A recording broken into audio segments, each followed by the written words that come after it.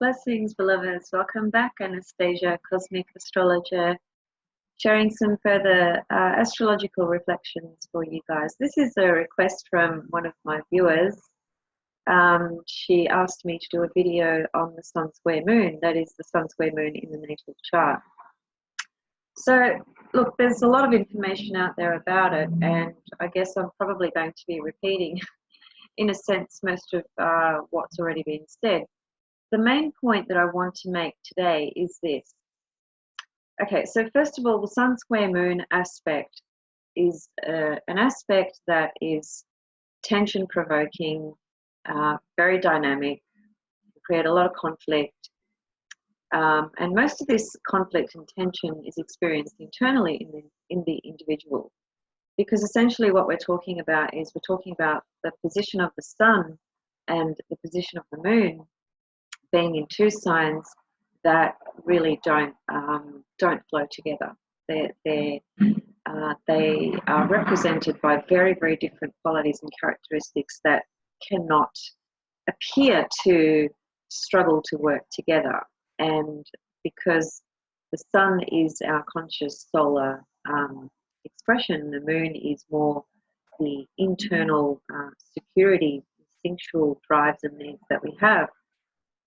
Essentially pointing out that our own solar expression, personality, our needs, our goals, our drives, our motivations, things that we wish to activate on that external level are at odds essentially with how we feel, which is a pretty big issue. The first thing I want to talk about though is what's really important to understand about this particular aspect is this. When you are a child and you are growing up, it is always the case that we project these energies, that is the astrological energies in our birth chart, are projected onto our family, so the people in our intimate environment as we're growing up. So the sun and the moon is always representing the mother and the father. So a person who has the sun square moon, when they are a small child, that energy is projected onto the parents. So what appears is that the parents of this child who has this sun-moon square aspect experiences their parents as being very different from one another to begin with, and a bit of a mismatch, at odds with each other. That could involve a lot of tension, conflict, arguing, and just taking very different positions with who they are and how they express themselves in this union, in this marriage, and as parents. So what happens is the child starts to perceive that this is how the male-female energies interact. So it starts to become an internalized template for the person. So the person who has sun square moon internalizes this projection, and therefore as they grow through their life, it essentially becomes how they relate to their own masculine and feminine within themselves. And then to go even further, that then is projected onto the opposite sex.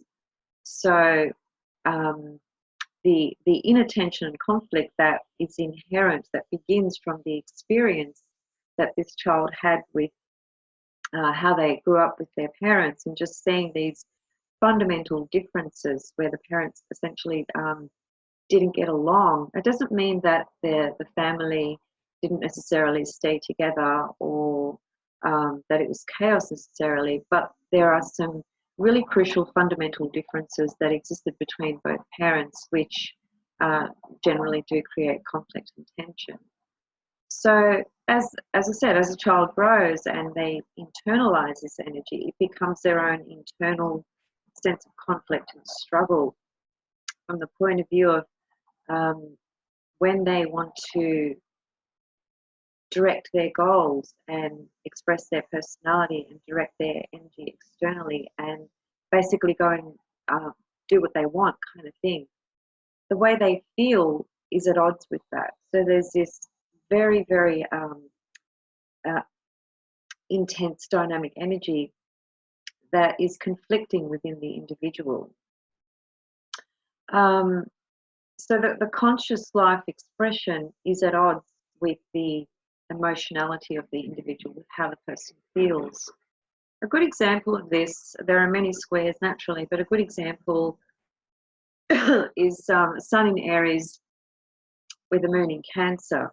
And if you understand your basic astrology, you will understand very quickly that the Sun in Aries to a Moon in Cancer, they don't have anything in common really at all.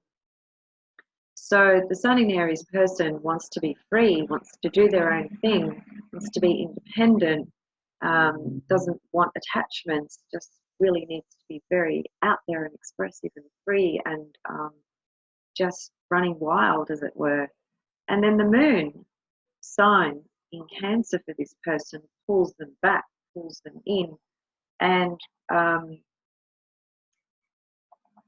doesn't allow them to feel comfortable expressing that Aries energy. So there's a fundamental tension between the person's inner emotional security, attachments and expression with their external expression.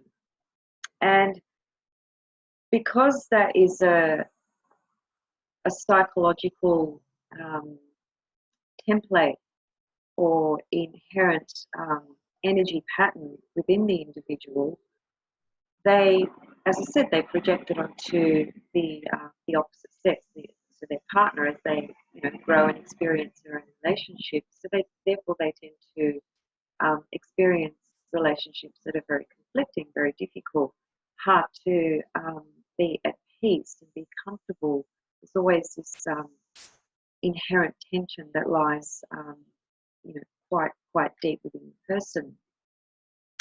And it is important to also point out that it's not always the case, but it is fairly typical that the woman who has, say, the Moon in Cancer and the Sun in Aries, she may be more inclined to be more in touch with that Moon and fairly out of touch with the Sun in Aries, and therefore projecting that Sun in Aries to the men that she attracts in her life. So she attracts men that are Aries archetypal figures, and these sorts of figures are in total conflict with her emotional needs. So she attracts men that perhaps struggle to understand her emotional needs. They may struggle to commit. They need a lot of independence and freedom. They're not necessarily interested in creating a home and a family, which is all this woman's Moon energy, the Moon in Cancer. So you can see how at odds they are. And this will be the same with any square aspect relating to the Sun and the Moon, because the square itself is a fundamental conflict, tension, provoking energy. But it's not, it doesn't mean that the person can't ultimately learn how to work with these energies. Squares are fundamentally, we can't resolve them, but we can learn to work with them. And because the square aspects are the most, one of the most dynamic aspects, if not the most dynamic, they really push a person to really achieve a lot and to grow and to evolve. So a Sun square Moon aspect, it's going to be incredibly difficult for a child in terms of how they're experiencing their family dynamics, because they're living in an environment where there's extreme tension and conflict between the two primary caregivers. So that's the perception, that's the experience that they're getting of how the world of the feminine and masculine works. So we're talking about the Anima and the Animus, which is what Carl Jung coined and termed, which is simply the feminine and the masculine. And the feminine and masculine energy exists within all of us, regardless of our gender. And certainly when we have a Sun square Moon, then this principle of this feminine and masculine is extremely highlighted in the person's life in terms of how at odds this energy is internally within them. So there's always this sort of push, towards either expressing the sun or either being in touch with the moon. And it's very difficult to find a balance between the two. And as a result, it's very typical that one or the other will be projected onto a partner that they attract, so the relationships they have. And it can be very, very challenging for a sun square moon person to attract a partner that's going to provide them with a relationship that meets their needs, essentially. So the same sort of thing will apply with a guy who's got sun in Aries and moon in Cancer. We can just stay with that example. Sun in Aries male is going to be very in touch with that solar force, that sun sign, and his moon in Cancer is a real vulnerable moon, a sensitive moon, one that he's most likely quite out of touch with, because the inherent sort of message that he would have experienced as a child is that the feminine and the masculine are in conflict, inherently in conflict together. So there's this internal conflict within him, and therefore he projects the moon, you could say, onto the women that he attracts, and as a result, he may attract women that are very needy, very emotional, very insecure. That's moon in Cancer, and that's moon in Cancer operating at a more unconscious level. And the moon in Cancer is very unconscious, so it's not an easy energy to make conscious, as it were, and to really actualize. It's a very vulnerable, sensitive moon, even though the moon rules Cancer and it's in rulership, so it has that dignity component to it. It still is a highly sensitized moon that gets activated and triggered quite easily. So this guy, with the sun in Aries and the moon in Cancer, will attract women who are very needy and very insecure and very sensitive and very emotional. And that kind of feeds that moon in him, which he's unable to access or activate within himself. Because when he goes to the moon within himself, when he gets in touch with his emotions, in other words, he loses touch with the sun in Aries. And that's a real problem for a guy, especially who's very masculine, very alpha male type of guy. He's going to be more inclined to want to stay with that Aries archetypal energy and just be free, and just leave the moon stuff, somewhere hidden within him. But when we suppress something, it plays out unconsciously, right? So this unconscious component is what gets projected onto the other person, and therefore they find themselves appear to be attracting a partner that's just so different to them and so at odds with how they function and how they operate and what they want and what they're here to do and all this sort of stuff. So it's essentially a fundamental tension with the anima and the animus, feminine, masculine principle within the individual. But like I said, just keep in mind that even though the childhood is has potentially been quite difficult, what seems to happen for an individual who's got a sun square moon is, because of this inner sort of tension and because of how dynamic this energy is, they're very inclined and sort of propelled forward in life to really understand themselves, So there's this very strong push and desire to really want to understand and work things out within their own selves and therefore in their relationships as well. So these people can end up really being very high achievers. They can achieve a lot and accomplish a lot, because that's what the square aspect fundamentally does. It provokes insurmountable tension that places a person in a position where they have to do something about it. So you can't just sit with a square and do nothing. It really forces you to do things, to act on whatever it is you need to act on. So as a result of that, the person can really evolve and can really, really grow through this particular aspect. But certainly throughout their life, there is an inherent fundamental inner tension and conflict with how they relate with their own feminine and masculine energy. So it is a very challenging aspect, but it doesn't mean that a person, can't have a successful or happy life.